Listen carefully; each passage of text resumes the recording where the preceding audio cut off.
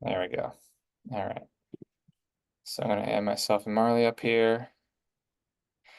So what we're going to be doing today is we're going to be focusing on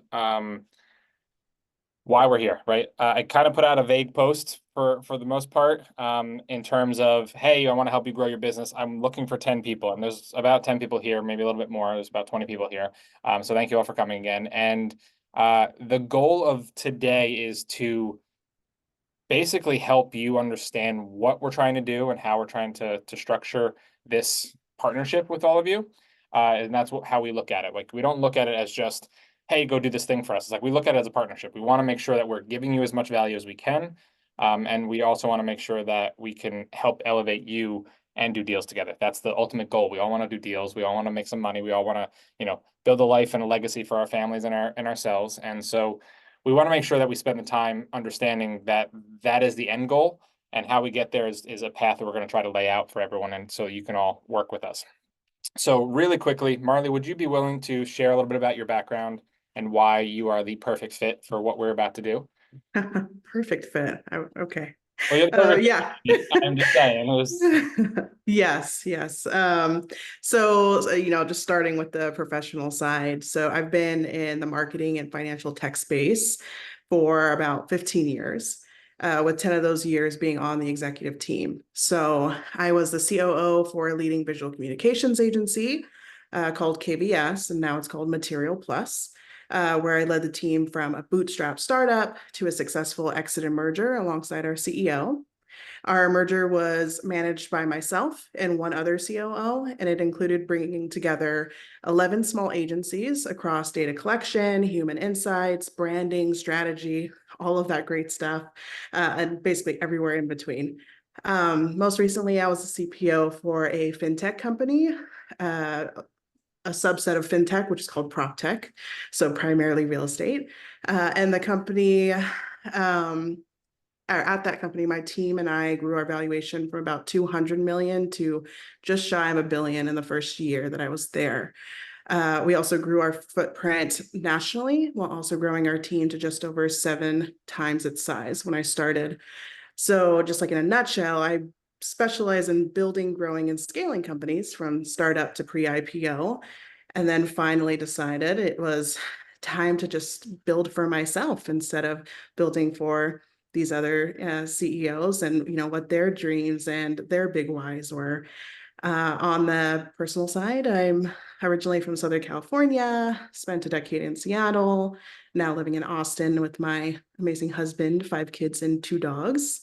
Um, and then when I'm not spending time with them and enjoying the outdoors, I am helping awesome entrepreneurs like yourselves figure out their whys and their purpose. So that's why I hope that I'm perfect for this, as Jane says.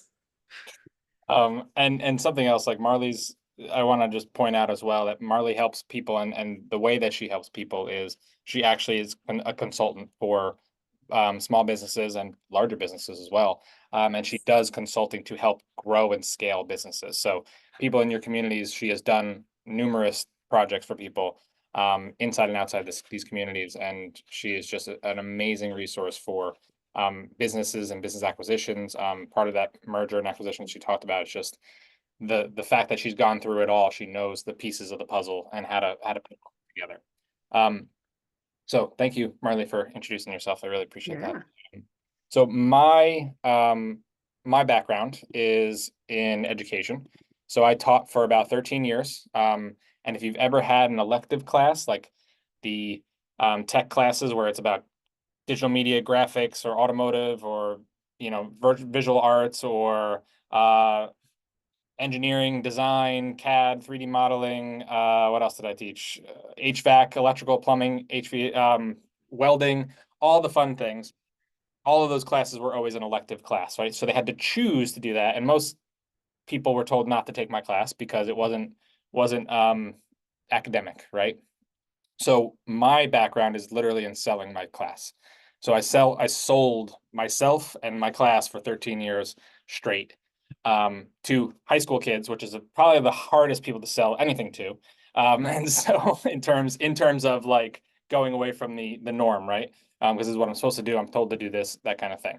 And so that's my background in that side of things. My background here in both real estate and business is I run Network to Net Worth. It's a community of, we have about 1,000 people right now. We come in on a weekly basis. A few people here who have been here know about it, and we'd love to have you join us there as well. Thanks, Pansy. Yeah, I would have liked to take them too. I didn't even know they existed in high school until I was like years later. I was like, oh, those classes are real? Wow, that's so cool. And so right now I live in Vermont. I have about 25 chickens. I have a 2-year-old, and I have my wife lives up here as well. I have a dog.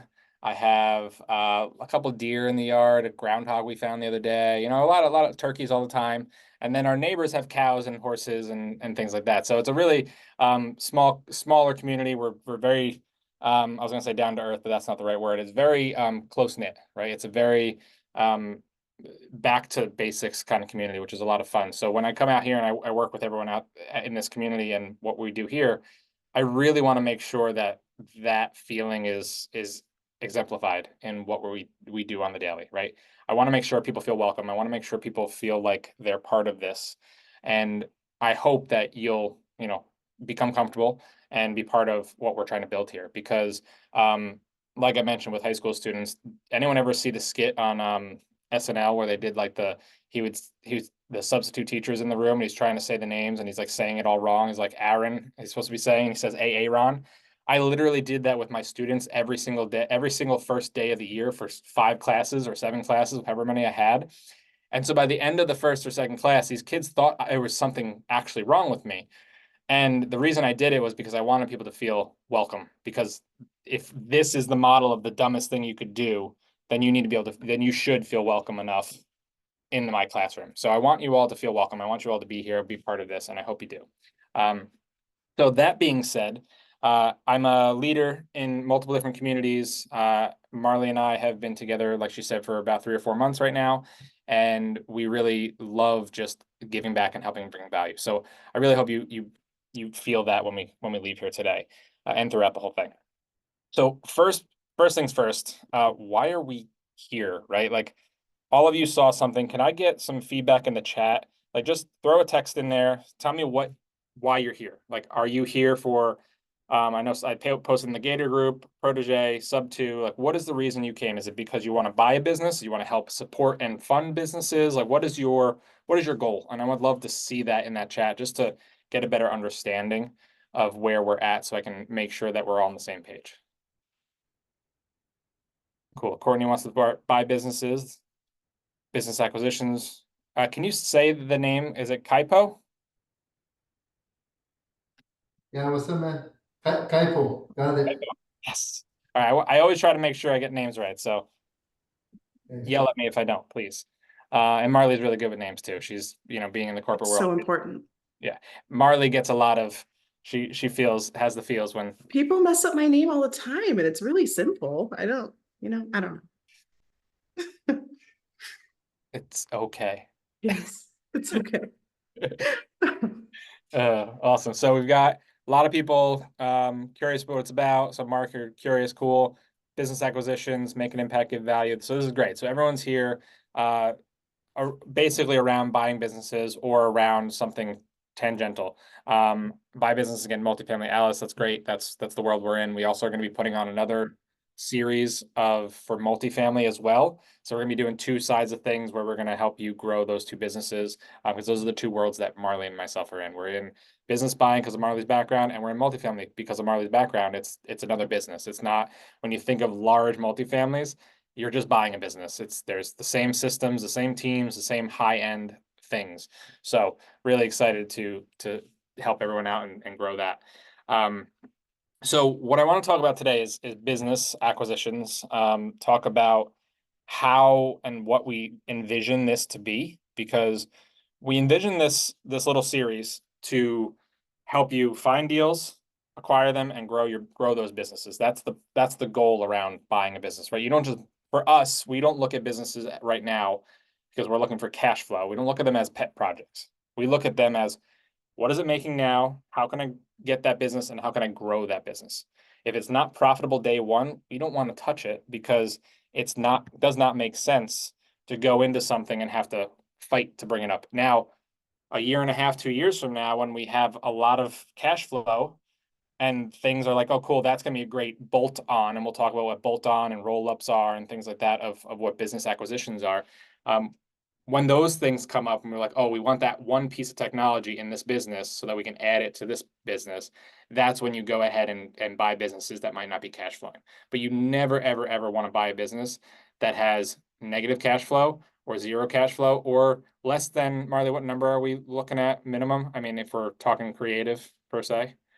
We're trying to stay at least $500,000 a year for cash flow.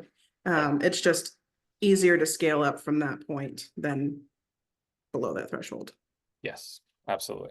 And we'll talk about, it's not going to be today's meeting, but in future meetings, we're going to talk about what does that look like, right? Cash flow versus EBITDA, and there's different terms, and you don't need to get into the weeds on all of that. All you need to know is what is the seller's discretionary income? Is that being deducted from the total income from the property or the cash flow from the property when they sell it, or the business, sorry. My brain is on two different wavelengths. From the business when it's sold, like, are you gonna have to replace the seller? If you have to replace the seller and they've been pulling a salary plus they're showing that they have all this extra, that's not really equal grounds, right? So if the salary for that person is 150 and they're claiming that the discretionary income is 500, well, you have to subtract that to to pay for someone else to fill that person's spot. So there are certain things you have to think about as you go ahead and acquire a business, which we'll get into in other meetings. I just wanted to give you an overall like high level version of that. Yeah, Mark, you don't want another job. Exactly. Like there are a lot of HVAC companies that have one person in that business. I'm not interested in that right now, right? Unless that person's going to stay on for 2 years and be my staff to grow the rest of the business, be the operations person to grow that business. That's a different conversation, right? So you just got to make sure that whatever it is, wherever it is, it's got growth potential and it has cash flow. Because it doesn't have either of those things, then it's a hobby. The government talks about hobbies in businesses, and we don't want a hobby. We don't want to buy a hobby in the future. Yes, I want to buy lots of little hobbies because I want to be able to help and do things that are my passion. But right now, you turn opportunity into your passion, and then you can follow a lot more passion later on. That's a Mike Rowe phrase. I love that phrase. That being said, so we're gonna basically walk you through this, and essentially we're looking at this and hoping that you are all going to be acquisition specialists, right? That's the goal of getting through this process is we want all of you to be specialists in acquisitions by the time we're done with this process so that you can go out there, find a business, find that and take that business and negotiate it if you so choose. Negotiate that business, run the numbers, the basics. Like I don't run numbers, Marley runs numbers, but I can look at a simple CIM, which is a terminology that they use in the industry, CIM, and I can look at one of those and I can tell, okay, well, this doesn't make enough money, or hey, the seller's income is not deducted, so that doesn't count. That's what we're going to be teaching you here so that you can get to the table and we can come together. We can help you with that deal. We can partner with that deal. We can bring the money for that deal. If you have money and there's another deal on the table in this group that we want to bring together, we're hoping that the plan is to bring everyone together to be partners on deals, to work with us, to help you grow and help you get into businesses so that you can see the back end so that we can teach you that and go from there. So we're going to focus a lot on the acquisition side and focus on what a good deal looks like, what the purpose is, and we're also going to really focus on what action you actually need to take, right? Because a lot of the information I just mentioned, you can find anywhere on YouTube, right? But there's a lot of mindset and a lot of action that really needs to happen in order for you to move the dial forward and actually move and find businesses consistently, to talk to the people the right way, to create time in your business or time in your day to do so. And what that looks like is really not so much trying to phrase what this is. It's not really like what are my outcomes? It is, that's part of it, but what are the day-to-day things that you have to do? And to give an example, about let's see, December.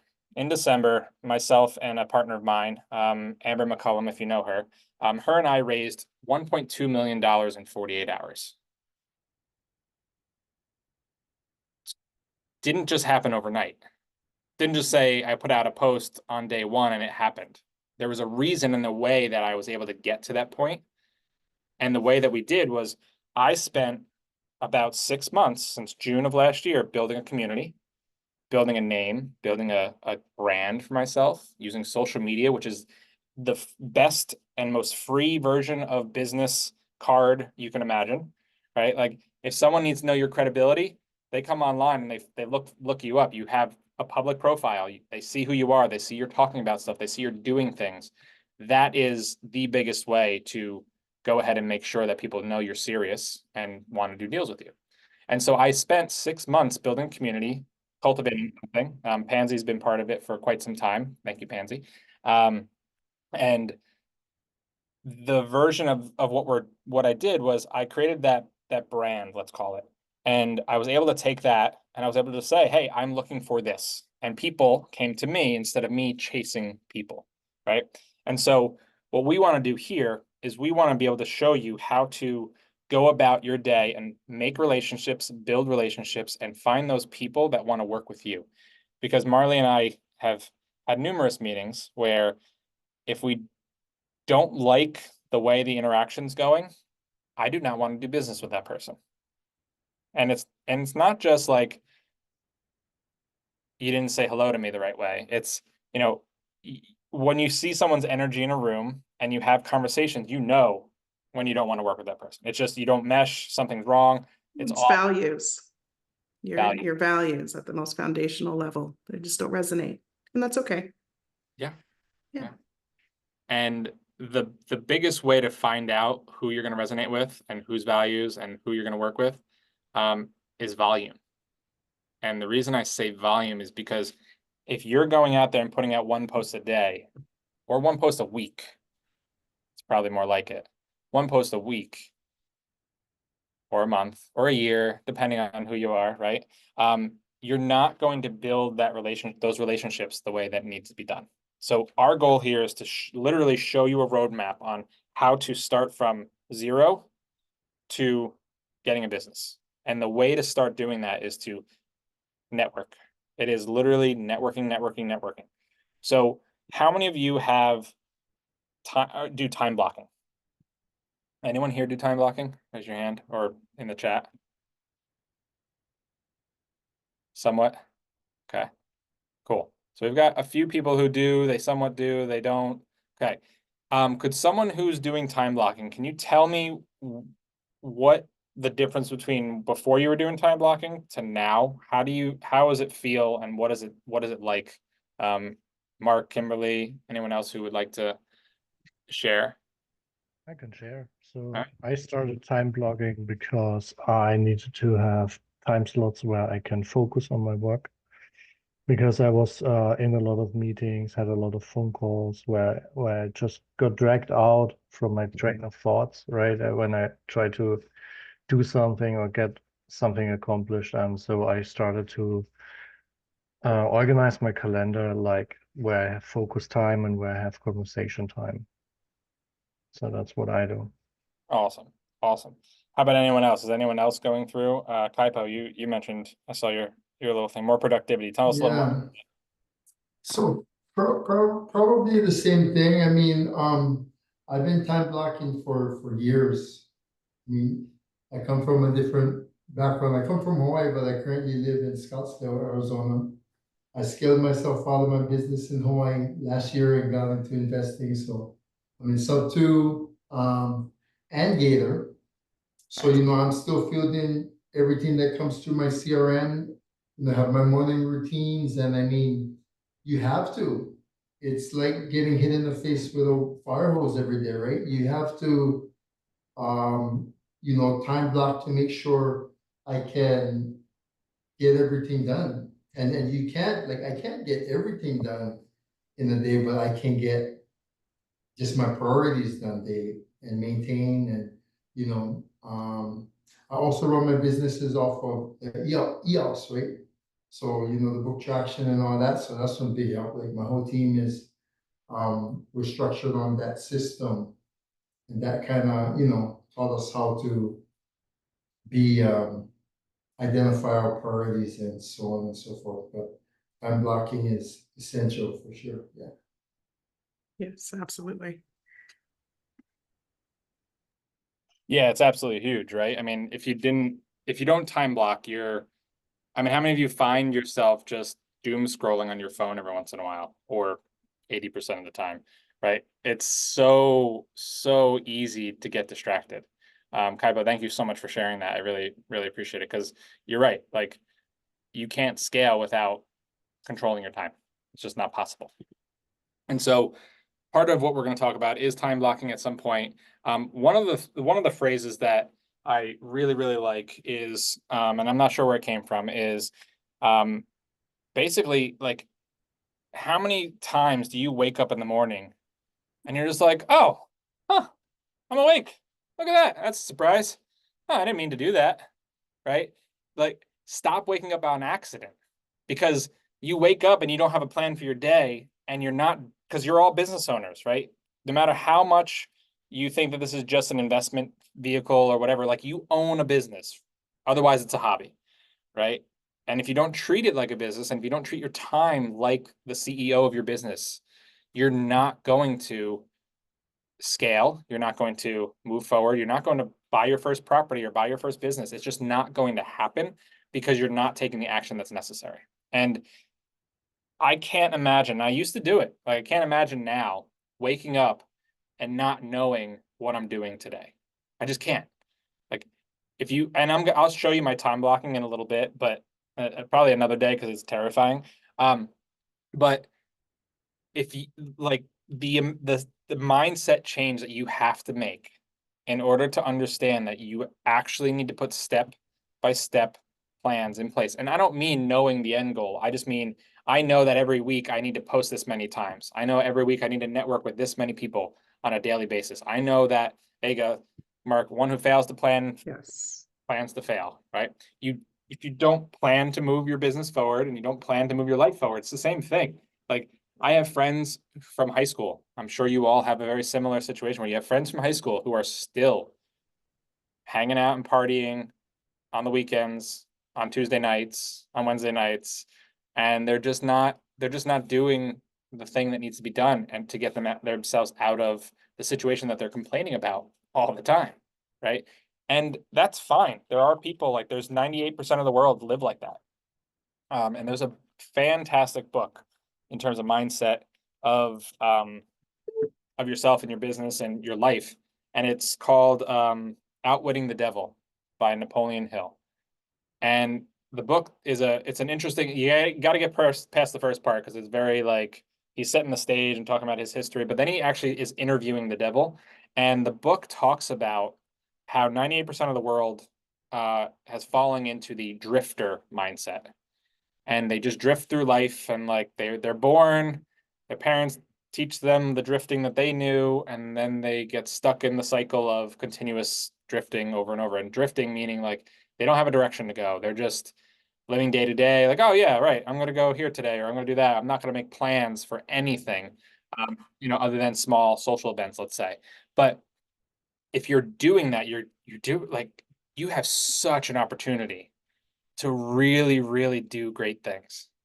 And you wouldn't be in this room right now if you didn't think that, right? Because you want something better. You want to build a legacy, I'm sure. I know I do. I know we all do at the deep core. We may not know exactly what it is, but we know that there is something more than what we're doing right now. And I know that the version of me in 6 months is going to be a different version of me than right now. I know the version of me in 10 years is going to be a very different version of me than right now, right? And that version of me is always going to be a different version than the next version. And so I wanted to bring up one more quote, or one more story. Matthew McConaughey, does everyone know who that is, or for the most part? So there's a story about him and his high school friend. His high school buddy was like, hey, Matt, who's your hero? And he's like, let me think about that. Let me get back to you. So he went home, he, came back the next day, and his friend was like, so what'd you decide? Who's your hero?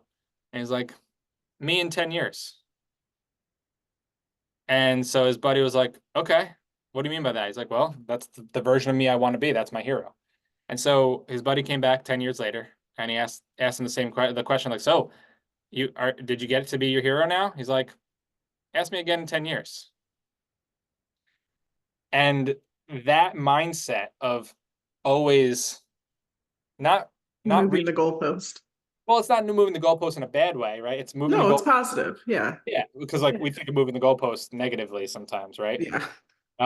But it's elevating, let's say elevating the goalpost, right? It's lifting it up higher and higher, because now, yes, that version of me is the better version of me.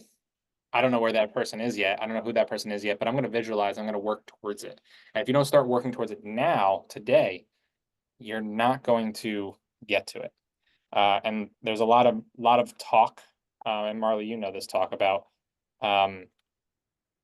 when I get this, I will start doing that. When I do this, I start doing that. Like, can you share the story about your family when you went, like when you went to see the dinosaurs in Austin, and how that version of you is the version that you want to be because you were able to go and spend that time with them without thinking of other things. Like, can you talk a little bit about that? Does that make sense? Or can you tell that story? Yes, I could tell a story. I'm trying to figure out how we're tying it, but yes. So, like I said, at the top of our meeting, I've been, a tech executive for over a decade. What comes with that, especially in the corporate space, is just like constant grinding, burnout, busy to be busy, and when you're in that space, there really isn't space for yourself or space for your family, even if you are intentional about it, which I prided myself on. But once I, broke the golden handcuffs and started working with Shane, I took my kids one day randomly in the middle of the week, and my mother to the city, and we went and went to the museum to look at dinosaurs. My 6-year-old is extremely obsessed with the dinos, and we went to the ice cream museum, and we just did a bunch of different things. And by the end of the day, I had realized, wow, I was able to completely unplug and be present with my kids. My phone wasn't blowing up with text messages or emails or, this or that, which you would think that grown adults would be able to handle, themselves in that space, or at that time and level in their lives.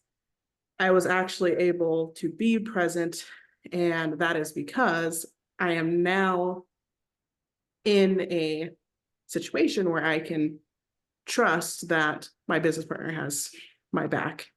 He is fully aware and understands what we're working on at any given time. If I have the information, he has the information, and vice versa.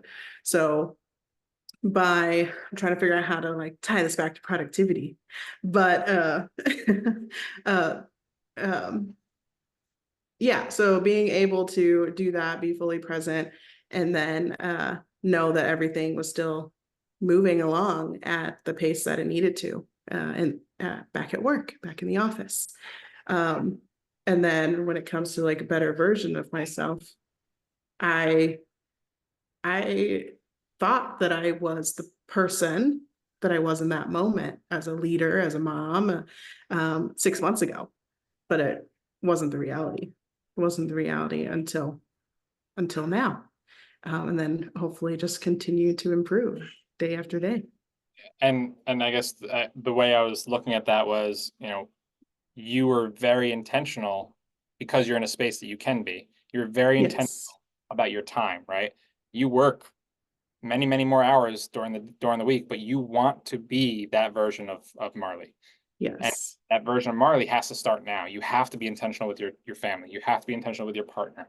You have to be intentional with your business and your life and what you do. If you work out or you don't work out, your food, like all the things in your life. If you're not actually intentional when you wake up in the morning, how do you think your business is going to get intentional? How do you think you're going to reach that version of yourself. You have to start acting like the future version of yourself in order for this version of yourself to get there before you're ready. That's something very, very important. You have to start doing things before you're ready. So we're going to end up talking a lot about the action that needs to happen in order to move your business forward and to do the things. And if you don't take that action, you're not, if you don't have the intention to take that action and you don't actually do the thing that's uncomfortable or the thing that is hard, you're never going to reach that point. And you absolutely can. And when you get there, you're going to continue to think, oh, well, I want to be this person. And then you're going to be like, oh, well, I want to be a better person. I want to be a better person for my family. And you might focus on one thing at a time because you can't do a million things at once, right? You have to have very intentional focus at one thing at a time. And our goal is for the next 30 to 90 days for you to be super, super intentional with what you do to get these businesses to the finish line. Because the beauty about businesses is they come with cash flow. They don't come with missing tenants or rehab that has to be done or all these different pieces of the puzzle that need to be done. It's like we're buying businesses that already make money and we're borrowing other people's money to buy that business. And then on day 30, day 15, we're getting a check for our salary for working on that business. And then day 30, we're getting it. And then day 45 and 60 and 75, like you are getting it from the 2 weeks into this project. Or into the actual purchase of the project. You are not waiting 6 months for rehab to finish. You're not waiting, maybe this tenant will come, oh, they're not paying or this or that. Like you have full control of what the business does and how it does it based on how you grow it, how you scale it, what you do, and how you get there. So we really want to focus on the fact that Marley and I's interpretation of businesses and investments. You make money in business and you take that money and you buy assets because we need cash flow to pay our bills. We need cash flow to do all the things. But when you can buy a business, like Marley and I, some of our buy boxes, 20 million and up. We want to buy businesses that are 20 million or higher. We have a whole list of buy boxes we can talk about that we want you all to be part of as we grow this. We want you to help us find the deals. We want you to be part of it. We want you to learn everything, what we're doing in the back end, in the front end, just understand how to do this and help you buy businesses and scale it and all the pieces. And when you buy a business that's cash flowing 90K a month, that's a different conversation than buying a small house, another small house, another small house that you all have to do the same, pretty much the same amount of work for one small house as you would for a business. Because we're hiring people to run our business. We're not doing all the dirty work. We're not going in there. We're not the contractors. We're not going and taking apart walls. We're not cleaning toilets in our house. We're also not doing the HVAC. We're not going. I know HVAC. I know electrical. I know plumbing. I could do that. I've never worked in the industry in that way. Like I've never worked as my own boss. I've done the things and I've taught the things and I know what it takes. And I know how to teach people. That's also not my job. My job is to find someone who can mentor an apprentice or bring on people or manage the operations and do the things. And we're here at the high level. And that's what you need to be thinking about. You want to be working on the business, not in the business. Those are the differences in a lot of people when they start a business. A lot of us are starting our businesses. So you have to be working in it for a while. But once you, right, I mean, Marley, you can. Absolutely. Yes. And I was about to say, like, everyone's like goal isn't necessarily going to be similar to mine and Shane's, where we want to just acquire businesses and rinse and repeat, right?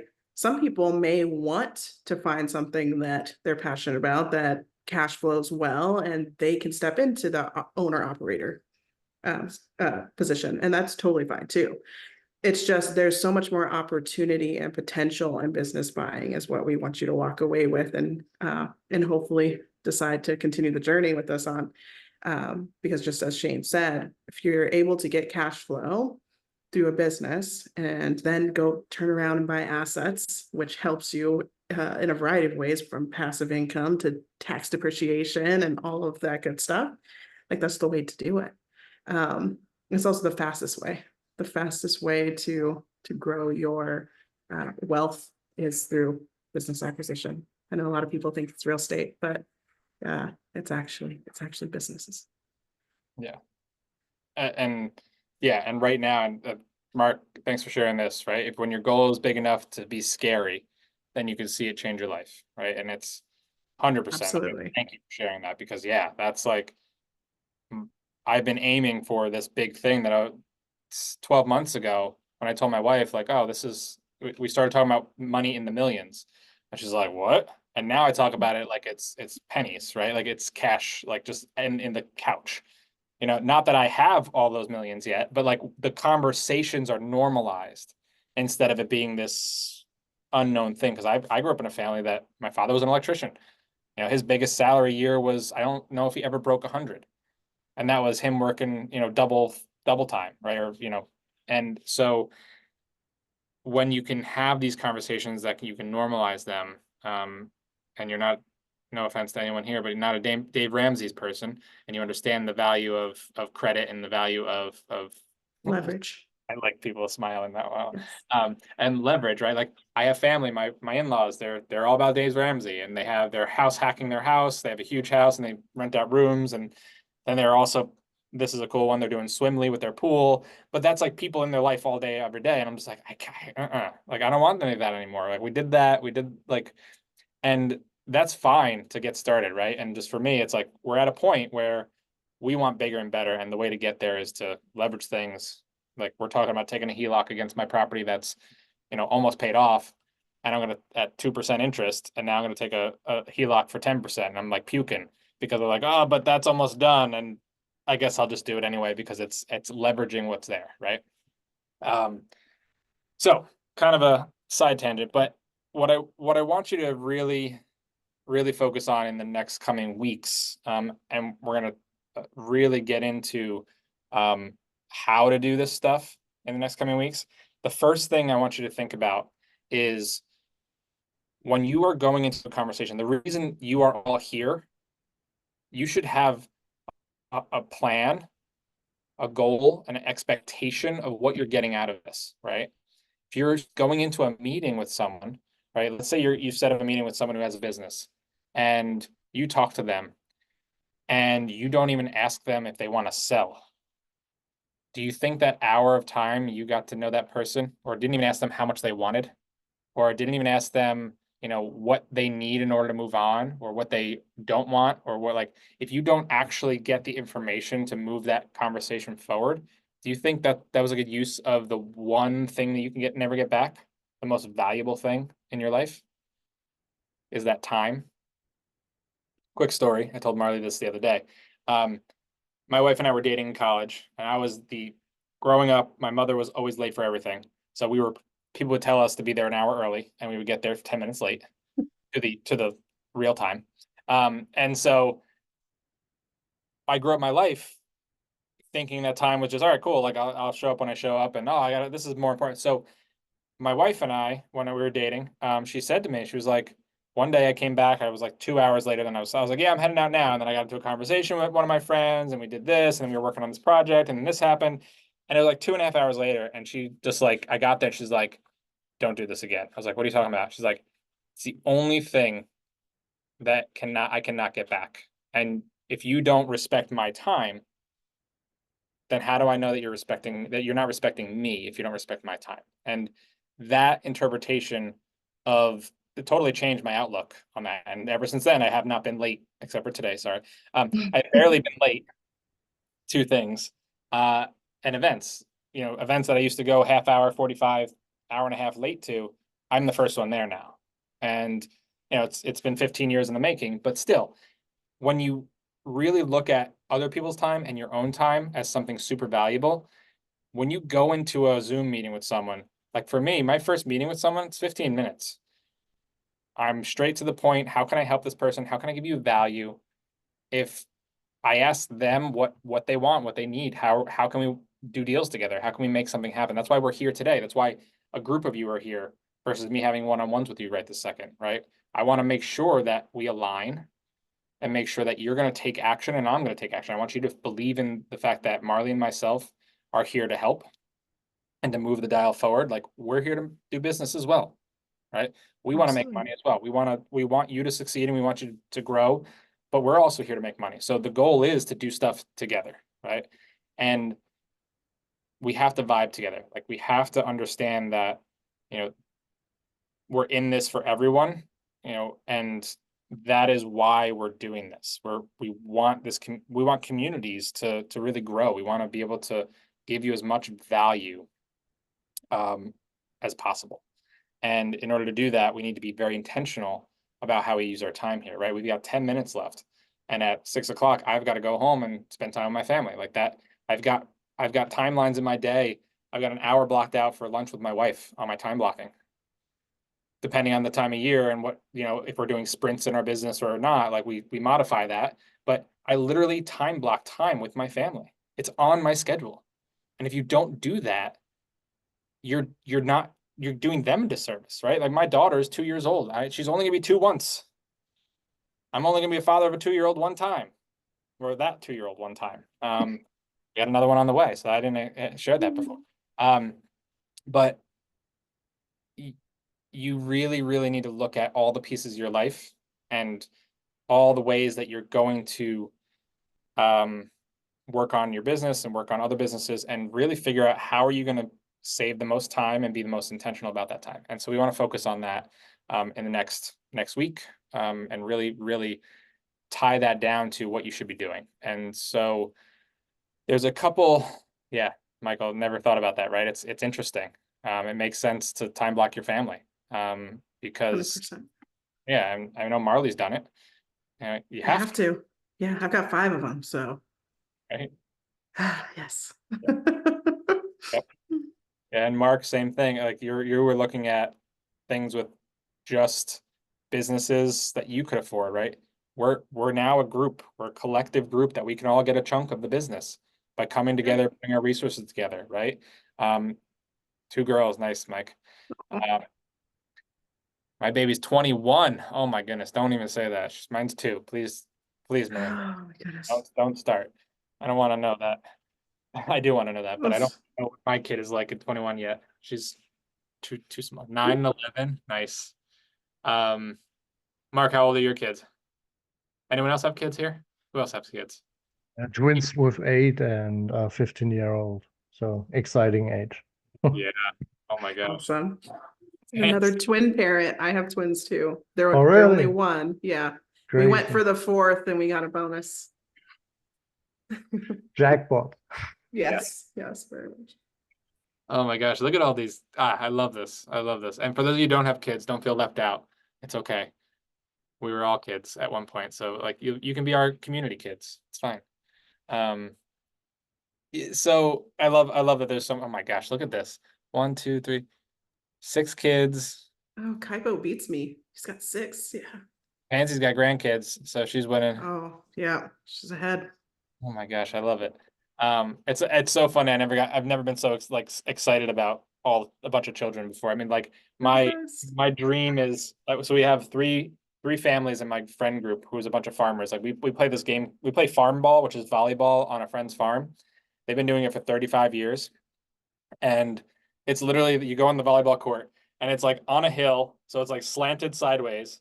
So when you're on this side of the court, you're on the low side. So when you try to spike, you can't get as high. So when you're on this side, so it's the most amusing thing. And there's like patches of bald dirt, and there's grass surrounding those spots where people stand. And the cows are in the pasture over here, and you just got this awesome, like really down to earth, a bunch of homesteaders and farmers. And we play that game, and we have 3 friends who are having babies. 2 of them had babies, and then we have a 3rd one coming in October, and then I'm going to have mine in January. My wife's going to have hers, so sorry for all the women here. I know that you do all the work, and I totally agree. But I always said, I said to all my friends before we were pregnant, I was like, before my wife was pregnant, I always said to them, I was like, so can I have this dream of like holding 3 babies in my arms. Like, can I have like one lay on my chest and 2 in my arms just to be in that like envelope of small like babies. I like kids. Sorry. They're just so much fun. They're just so funny. They're the best. They really are. So what I want you to focus on in this coming week and because we only have about 5 minutes left, and talking about intentionality, I want you all to get a Google Calendar and get a Calendly. Does everyone here have Calendly? Who does not have Calendly? Or who does have Calendly in the chat? That way we don't isolate people.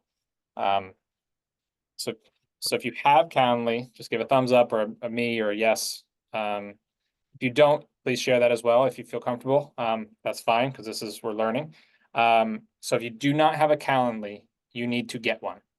And what Calendly is it's a scheduling software where you give out your link to people who want to have meetings with, instead of you having to sit there and try to figure out where to fit someone in, which is what I do because our schedules are so malleable and hectic in this current stage of our business. But I've already done the volume game, right?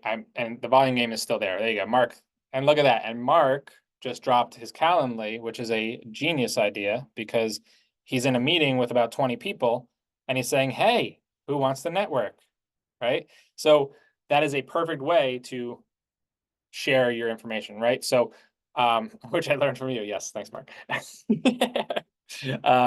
So when you have a Calendly or a schedule lead twist, I'm not sure what that is. That looks cool though, Jasmine. I'm gonna have to click on it now and find out what that is. When you have a Calendly or some version of that where people can go in and schedule, you now have the opportunity to control. Oh, let's go high level. Nice. You have the opportunity to control your calendar and block out times that people are able to come and talk to you. Now, if you don't block out times properly, it's just going to allow people to schedule with you anytime, any day.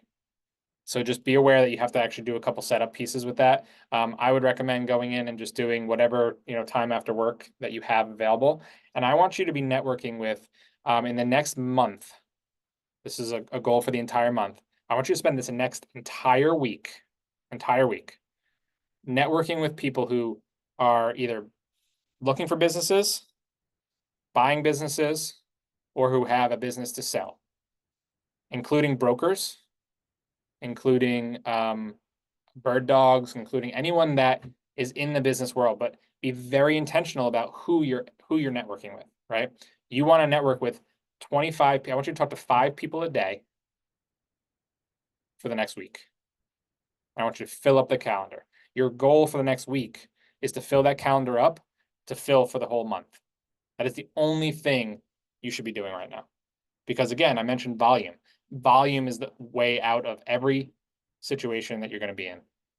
And if you don't do volume, you don't take action, you're not going to get there. Because if you think about a deck of cards, here's a really good example. If you think of a deck of cards, and it's really rare to get an ace. It's rare to get any card, right? It's the same statistics if you have a deck sitting there. So if you go to pick one card out, the chances of you getting that ace is 1 out of 52. But if you pick up every single one of those cards, guess how many aces you just picked up? You just picked up 4 aces, but it took 52 times to get those 4 aces. It's all about numbers. It's a big numbers game. So yes, so could be business owners if you want to go direct to owner, and or brokers, right? It could be either one.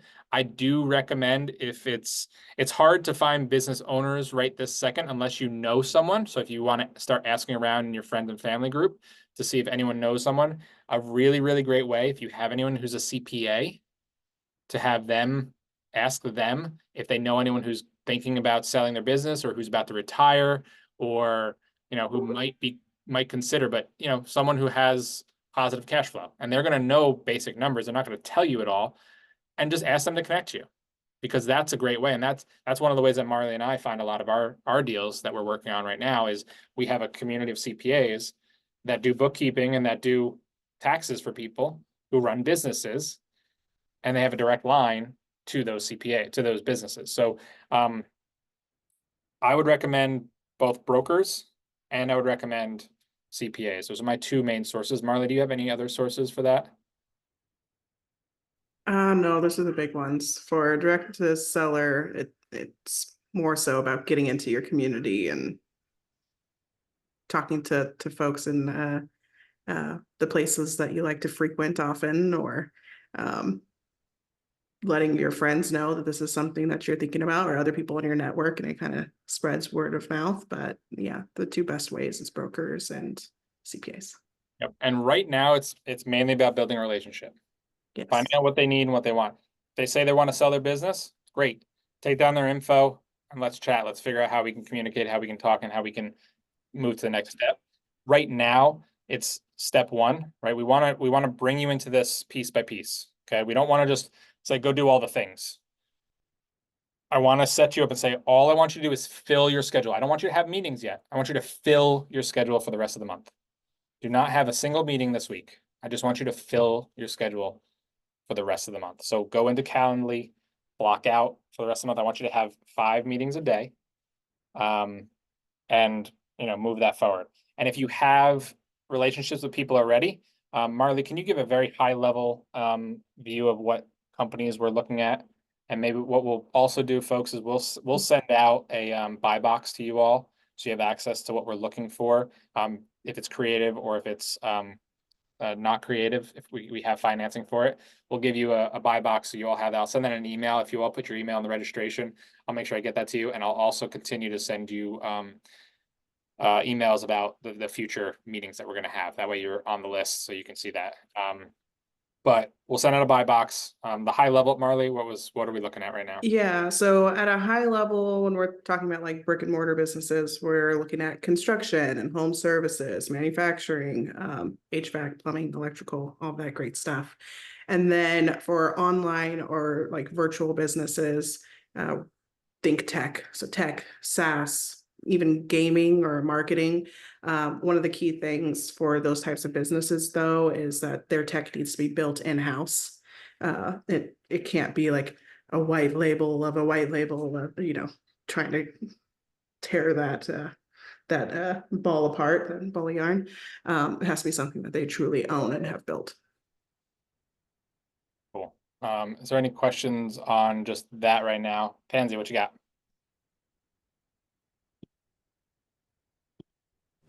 They moved all the buttons on me. So are you guys going to also kind of discuss in the next meeting, possibly like the system and process of how you're going to do this, keep track of things? Because if we're sending you certain deals or whatnot, Yes. so because we all know that systems and processes are what helps all of it go very well, so. Yeah, we'll have a way to submit deals and to communicate and things like that. We'll have that all set up for you. All right, thank you. Any other questions? Awesome. I just want to say thank you all for being here. We really, really appreciate you coming. And thank you for just giving us the opportunity to do that. And when I put out the businesses that we're looking for, like that's the businesses we want to do deals with you on, right? Like if you bring us a deal and we can partner on it in some way, shape, or form where we can all be part of the business, that's great, and work on it.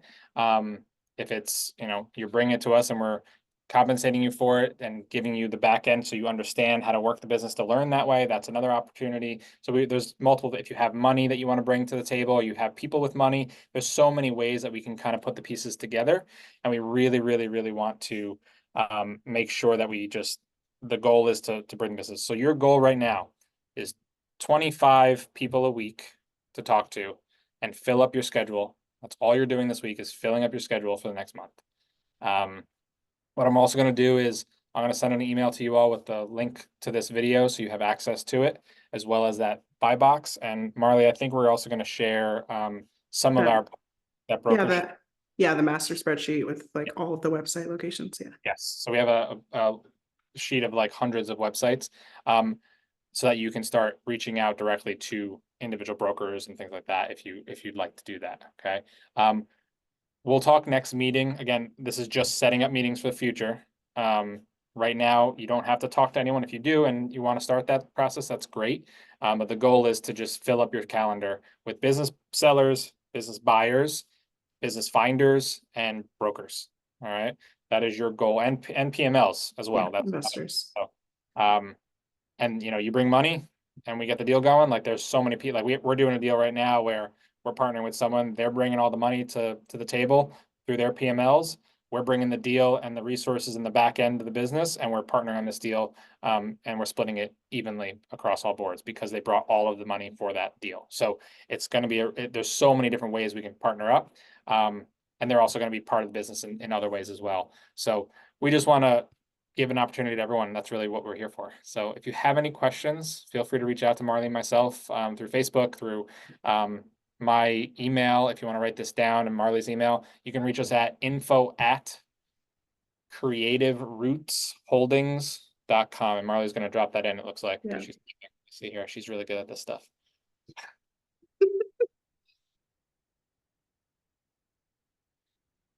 Awesome.